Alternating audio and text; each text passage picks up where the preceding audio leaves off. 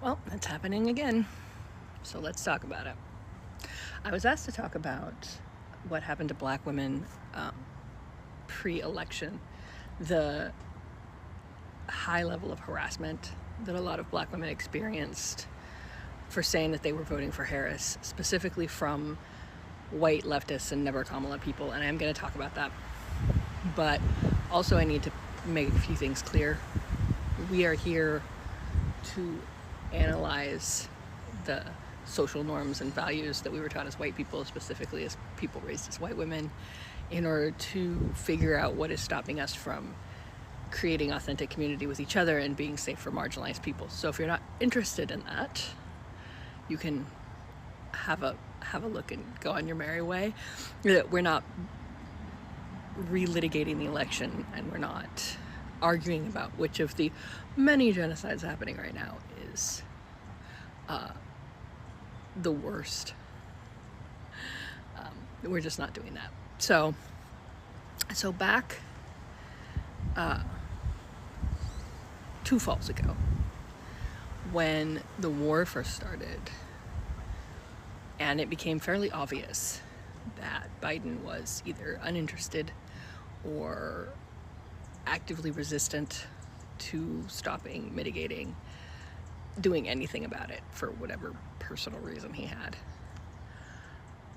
A lot of people were very critical of that, as they should be. And that caused a lot of white liberals and centrist Democrats to become very, very anxious, and they began to harass and flood the comment sections of people who were outspokenly talking about this. And that, of course, included a lot of black women.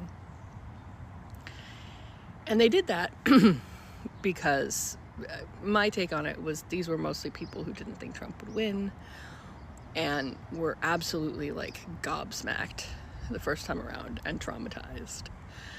And the idea that Biden might lose was terrifying for them. And the thing that you need to understand is that when white people are traumatized and scared, they reach for these values that we've been discussing, because that's what we were raised with, that's what we know best.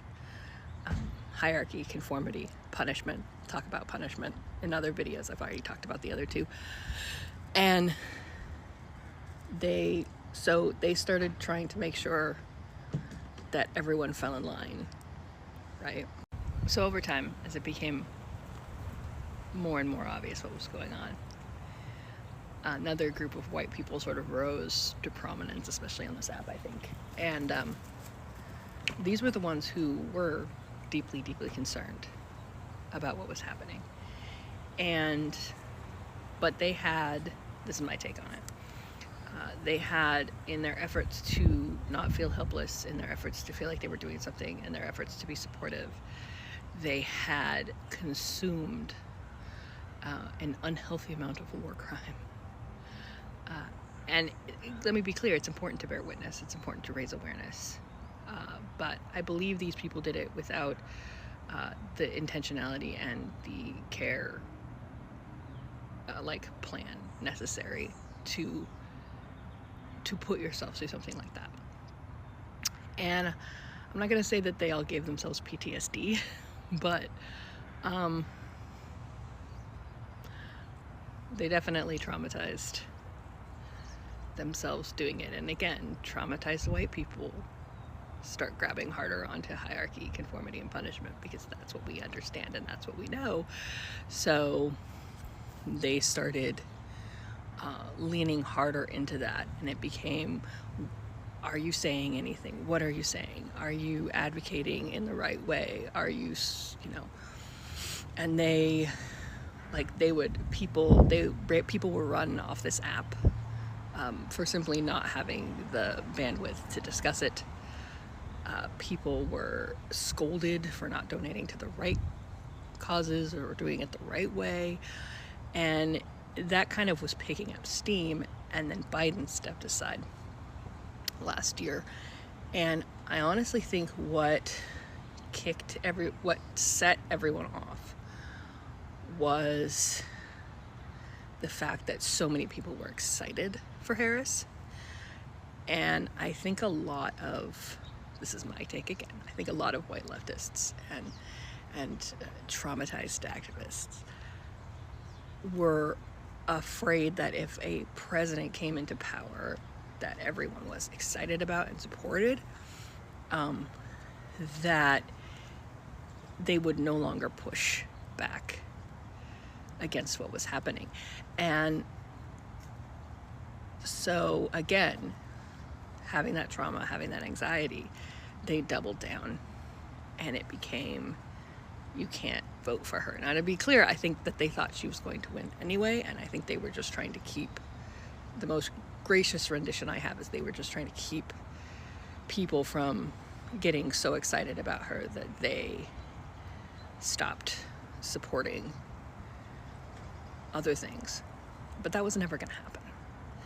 And the end result was the same as it was when the liberals and the centrists got traumatized, which is black women's mentions full of vitriol. And now it's happening again. Cory Booker, the march, now it's both of those things are happening again, because on the one hand, I'm seeing black women getting harassed in their comment sections for saying that, for critiquing the protests and some of the ways that people were approaching the protest, and asking the very valid question of, like, what is next, right? How are you going to leverage this? How are you going to use this? It can't just exist on its own. Like, what's the plan? And getting harassment for that. And on the other side of it, I'm seeing black women get harassed for saying, you know, you, like, not everything, we can't burn everything down. Like, or, like, you know, saying that what Cory Booker did was important. And they're getting harassed by the far left because they're saying that the march was a good start, or they're saying that, like, what Cory Booker did was a good thing and people want more, and so they're harassing them because they want more. And in both cases, again, you can see the pattern, which is that white people get freaked out, they get scared, they get traumatized, and we're all just sitting with a shit ton of trauma right now, so it doesn't even need an incident to set it off.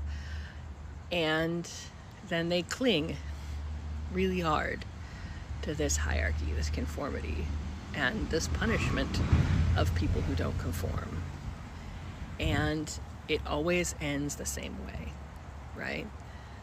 Right wing, left wing, centrist, liberal, always ends up the same way, with people being nasty to black women in their comment section. And I think I talked about this in my Who Am I video, but watching people be nasty to black women online was one of the things that really got me thinking about these patterns, because it's a very, very much a consistent thing that I see. So I really want us to kind of take a look at that and figure out, like, this is obviously not doing anything for community, right? Like, over criticizing and harassing people because the black politicians aren't doing what you want, and ignoring the white politicians who are doing jack shit. That's not doing anything for our community. You know, harassing black women for asking valid questions about the effectiveness of the protest, while not leveraging the protest to build relationships and coalitions and move forward, is not helping the movement. So these are things that, like, we really need to look at. And I apologize if this video is a little disjointed. I had an unexpected morning, so. But yeah, so let's discuss. If you guys have any questions, let me know, or any clarifications you need, and let's discuss this going forward. But also, just please stay out of black women's comment sections, guys. Like, this is ridiculous. Leave them alone. Okay, so this is part 2 of the video I did earlier, where we talked about the patterns of harassment of black women in around politics, specifically around the start of the Gaza conflict, around the election, and what is currently happening right now. And so if you want context, go back and watch that. The question is, why? So as we discussed, so this is a pattern, right? White people get traumatized, get fearful, they panic, and they buckle down on the value system that they were taught, hierarchy, conformity, punishment, and start trying to make all of their relationships and interactions fit into that.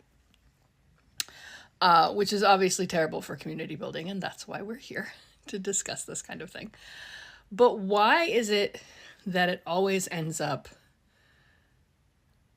in the same place with nasty comments to Black women and vitriol towards Black women and harassment of Black women? Well, because of something called misogynoir. And I know a lot of you know what that is, but for those of you who are new to this conversation, misogynoir is the very specific kind of misogyny and racism that Black women experience. So think of it this way. If the top of the hierarchy, the national cultural hierarchy, is white man, white women are, have one of those qualifications. And Black men have one of those qualifications. But Black women have none of those qualifications. So no matter how you structure your hierarchy, Black women are still going to be on the bottom. And because of this, they are going to get, because again, we've talked about it, the hierarchy, shit goes downward. Because of this, they inevitably get shit on when people are in a hierarchical mindset. It's actually one of the ways that you can tell that someone is operating out of a hierarchy is whether or not they are in constant conflict with Black women. If someone is in constant conflict with Black women, I guarantee you that they're operating out of a hierarchical mindset, even if they don't realize it.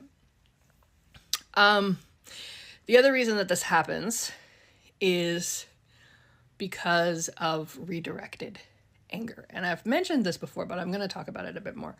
So specifically people raised in the white women box in the US. Again, we're focusing on white people in the US and people raised in the white women box, because I don't know jack shit about the rest of it.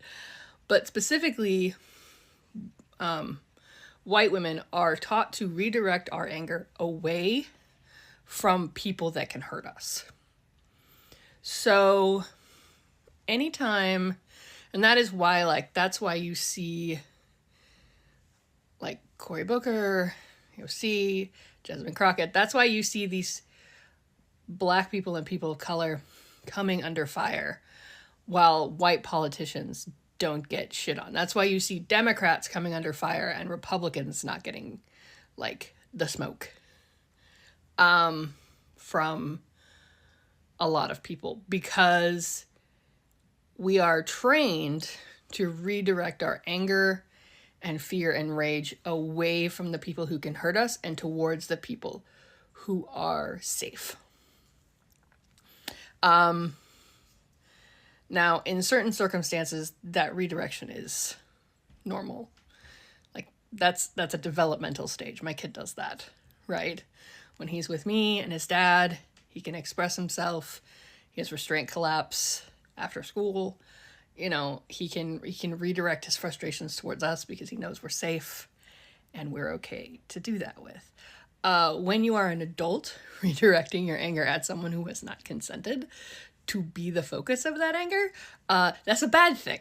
Don't do that. So it's essentially, especially I think when it comes to white women, it's essentially like a permanently ingrained fawn response. And then the fight and the hurt feelings and the anger come out when they're talking to Black women or for example, service people. A lot of middle class and up white women will redirect their rage at service people. But again, because Black women have misogynoir, because they're neither white nor male, they get it from all directions. Which is, again, one of the reasons why I'm doing this, because I got really tired of watching y'all shit in black women's comment sections constantly. No matter what, it doesn't seem to matter what the belief system was, or what the cause was, or how much you'd unpacked patriarchy or white supremacy or whatever. It always seems to end with shitting in black women's comments. So I'm trying to create a framework in which we can analyze why we do that. So, ooh, kid's homesick. Anyway, so what we have, and just to be clear, there's a lot of layers to misogynoir. As a white woman, I'm not really qualified to like unpack all of the stuff that goes on with that. But as kind of like a basic understanding of why black women get shit on, like, there you go. So white women have this permanent fawn response to people in power unless it's been overcome by rage. And we've also talked about that again now, how rage is not a sustainable build for a movement. So what happens is it's fawn response, passivity, rage, exhaustion, right? And that's not the best way to maintain momentum. But again, even when the rage kicks us into action, we're still taking it out on black women. Like, I wrote an entire Twitter thread a few years ago after the fall of Roe, solely because there were so many white women in black women's comments panicking and traumatized and demanding to know what to do after the fall of Roe. And it always seemed to come back to shitting on black women, which is something that I think we need to stop doing that. So that's kind of like, so we direct our anger towards people we view as safe. And we only direct our anger upwards if we're so furious that we're almost non-functional. And so I think as white people, what we really need to do is, we need to figure out how to be angry from a place of, like, sustainable, like, love for community, love for friends, love for family. A sustainable anger. And we also need to figure out how to leave black women alone, because they're not here to be like our restraint collapse. They're not here to absorb the anger and frustration that we have at the world and at the people in power and at the people over us. They're not here for that, right? And I think that's one of the reasons it's a really good thing that a lot of black women are stepping aside, especially online, and resting, because they don't deserve to be our punching bags, right? So when you see someone who is, or a movement that is constantly harassing different black women, you are looking at something that is hierarchical and ultimately ineffective, because you can't build effective social movement, social justice. You can't build a better world on the kind of hierarchy that we've been taught as white people. And so if you see that, I want you to understand that's what you're looking at, and I want you to learn to see it and then deconstruct it in yourself so that you don't continue those patterns. Does that make sense? Let's discuss.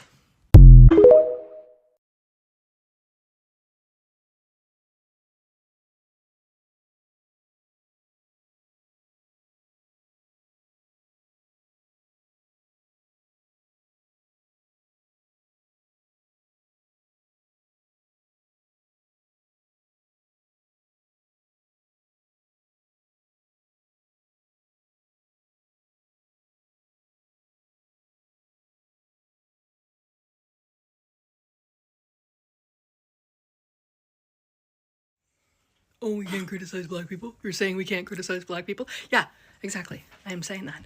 You can't criticize black people because you're shit at it.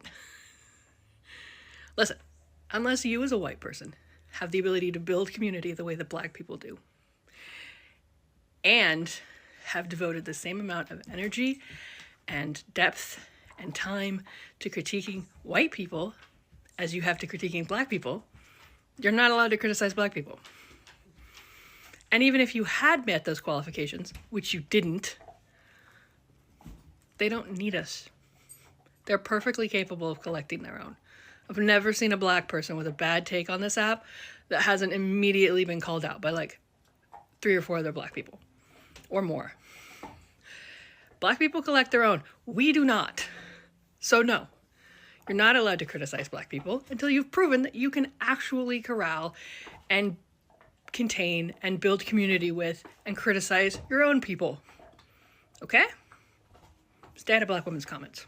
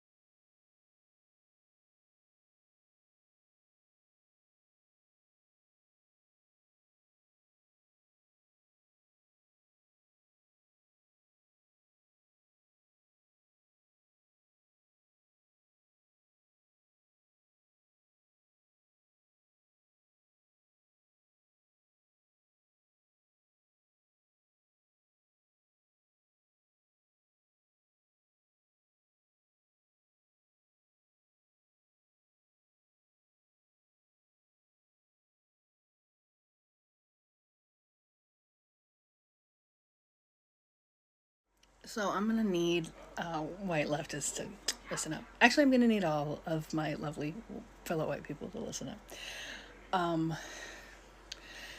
This person is saying we need to start seeing how white supremacy culture not only impacts on a personal level, but how the ideology kills people in other countries, essentially. And she's talking about specific genocides. I'm gonna say this as gently as I can. We cannot stop white supremacist ideology from harming people in other countries if we do not unpack the value systems and the things keeping us from forming community and authentic relationships as white people. There is no not only impact us, we have to work on how it impacts us before we can work on how it impacts the world effectively. And I know that sounds... I have watched for the last decade, I have watched well-meaning, passionate white people try to prevent, mitigate, stand against the harms of white supremacy and how it interacts on a world stage and inflicts itself on the world. And I have watched them consistently fail. Not everybody fails, obviously, but I've watched white people consistently fail at this because they have not unpacked their hierarchy, conformity, punishment lenses. They have not unpacked how they relate to other people, and they don't know how to form community. And without learning those things, there is no stopping the ideology from having a worldwide impact. Because we're just going to keep creating the same patterns that have been keeping us ineffective and passive for hundreds of years. Okay? So, this person is not incorrect. White supremacist ideology, colonialist ideology, those things have a real, serious, and terrible impact on non-white countries. But I am telling you that you cannot fix that, you cannot stop that, if you do not know how to unpack that shit in yourself, heal your reactive trauma in yourself, and build community with the people around you. It's simply not going to be effective. So.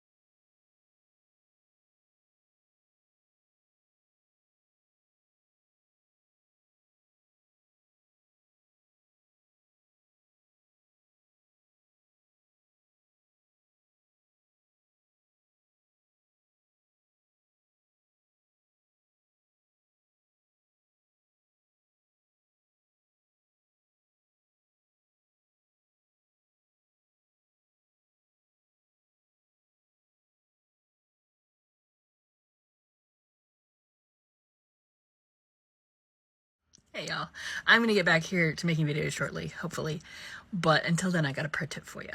I learned this back in my YA author days on Twitter, and I've never seen it fail since. So if you have someone in your community, especially a white person, specifically a white marginalized person, who's constantly getting into scuffles with different black people, especially different black women, that person is not trustworthy. And that person, if they're constantly getting into scuffles with different black people without full accountability and positive change, is headed for some kind of crash out and some kind of problematic meltdown. I've never seen it fail. So, just